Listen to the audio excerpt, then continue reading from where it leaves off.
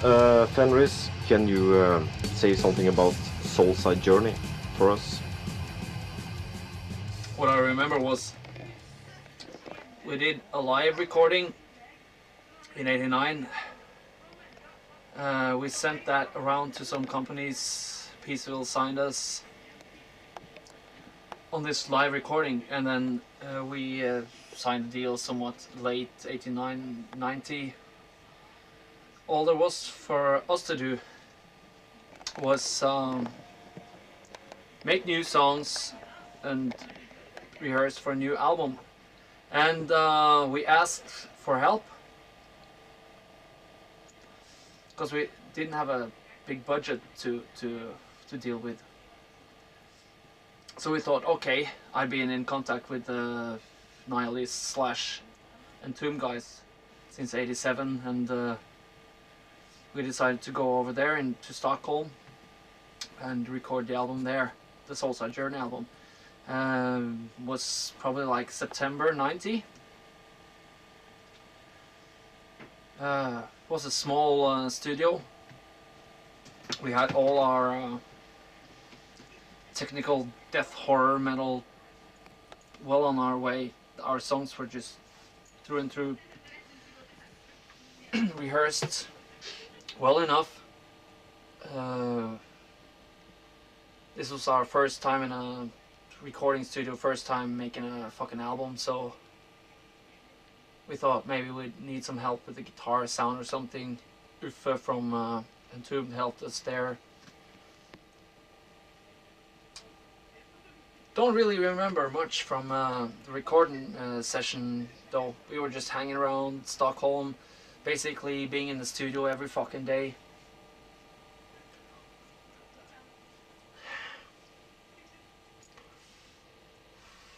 I guess we did the drums at first. I remember I had some rototoms that the now famous guy from Sunlight tried to mic from like on top, which would give the sound of. I'm like, sorry, try to mic those roto on the backside, and then suddenly I have the do stuff we needed. Nocturnal Culto can fill you in later on some of the guitar strategy, whatever, but we had the material really clearly done and rehearsed before we went to the studio. We just had to record it in like, what, 5-6 days. I guess the Sunlight studio that we entered was some sort of the Scandinavian version of, you know, the Morris sound down in Florida. Later we thought that this was not the best choice we could have done, but for me, Soulside Journey is still a bona fide, solid fucking death metal album. When it comes to Darkthrone, we were always on about the riffs, and the riffs were always important for us. And the whole ordeal of like knitting the songs together to make like a verse, refrain, whatever, was never really important for us. We just had what we thought and what I feel was killer riffs, and we just riff upon riff upon riff, sort of a riff-o-rama. That was an expression used a lot in speed and thrash metal years before 1990 September, when we recorded Soulside Journey.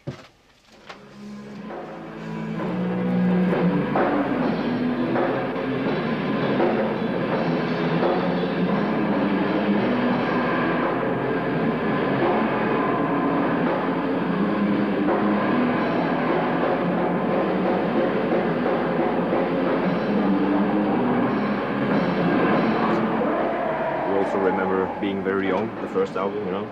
Oh yeah! Very exciting, indeed. Absolutely. For me personally, I never had any ambition besides that of getting a fucking record deal. So when Peaceville offered us the deal in late '89, early '90, it was a fucking dream come true. I mean, let's face the facts. We were really into Chris Ryford stuff and Autopsy, and that was like the label we wanted to be on. and we were so dedicated to death metal at the time. Although we saw death metal around us, it's just more or less wearing shorts and being politically correct and all that shit. We really didn't feel comfortable about that.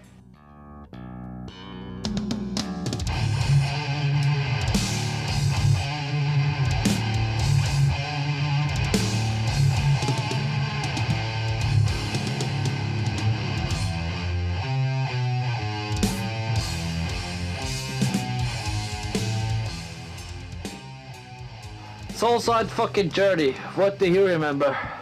I remember being young. I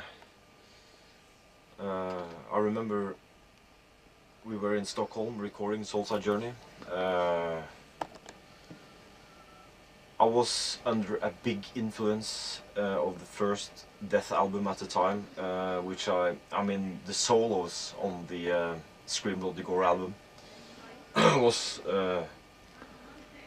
one of the inspiration sources for me to do the solos on Soulside Journey, which is probably the most structured solos we ever had. And listening to a lot of death metal, I mean, like I said, the first death album was a really great inspiration for me to in the Soulside Journey or the Soulside Journey area. It's like Slayer as well. Had a great influence on me as a person on Soulside Journey at the time. Remember being in Stockholm. It was probably the only goal Darkthrone ever had, was to record an album. After we did the first album, we didn't have any goals like musicians, you know, we didn't strive for anything. But to finally get to release a full-length album, to get it on vinyl, to get it on CD was really big for me. Also, remember rehearsing a lot.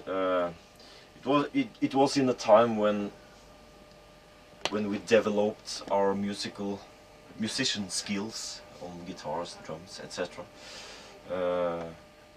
And I guess we were only about 18, 19 years old when we did that album.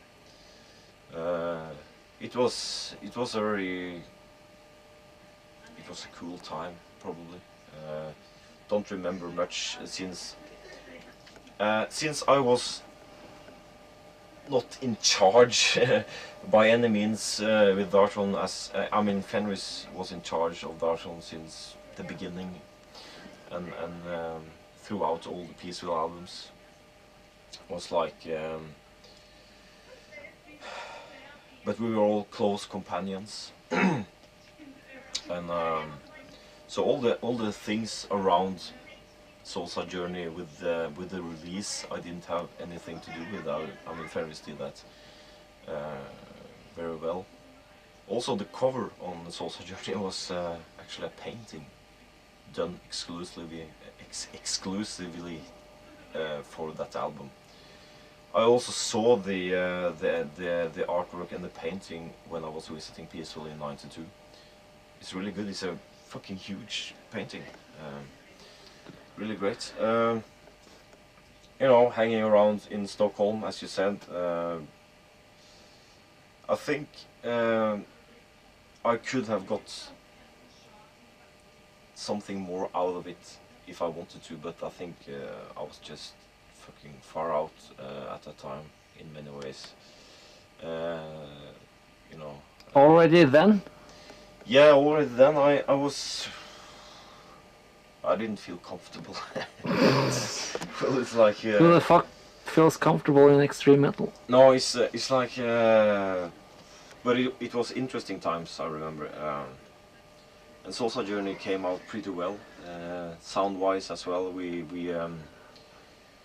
did drag in some of the N2 members to make sure we didn't sound like them.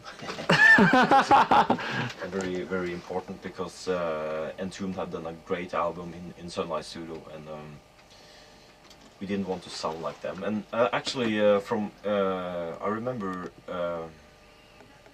Uffe did some pre-production of the guitar sound. It sounded really good. Here's where I go like, yeah. Yeah. It was very good, and he helped us because we didn't have any experience. We just rehearsed with our old equipment, which we thought was very good. Uffe and Sunlight Studios helped us sound like every other death metal band at the time. Oh, it's a good project though. Yeah, it's a good product, and yeah, I mean, also the solos at the time, you know, was very inspired by Death's first album, which was fucking brilliant, and still is one of my favorite albums. And one of the best remarks I actually did get to that solo was from Uffe from Entombed. He said that, oh, you know, I get a Scream Bloody Gore feeling. Oh yeah. I mean, it's because I never thought of myself as a solo guitarist. You know, I'm more like Malcolm Young than Angus Young. I never knew that about the solo mentioning from you. No, it's but yeah, I think so. That's from my view of the whole thing. I mean, we also, I mean, Dag Nielsen did also a lot work on Soulside Journey riffs and stuff like that. I can't really remember what influence he did have on the production. I think we all were very involved at the time. We all had something to say about everything, and luckily we didn't ending up hating each other so early. No, not after that album. No. So yeah, I mean, Soulside Journey is a very it was a good experience, and since we were all into death metal at the time, and of course being so young when we started I joined Darkthrone in, I will say, March, April '88. Yeah. I mean, we wanted to develop as musicians and develop our skills. So I mean, most of the time went to practice, you know, practice all the time. So yeah, that pretty much concludes my vision around Soulside Journey. It was our first album.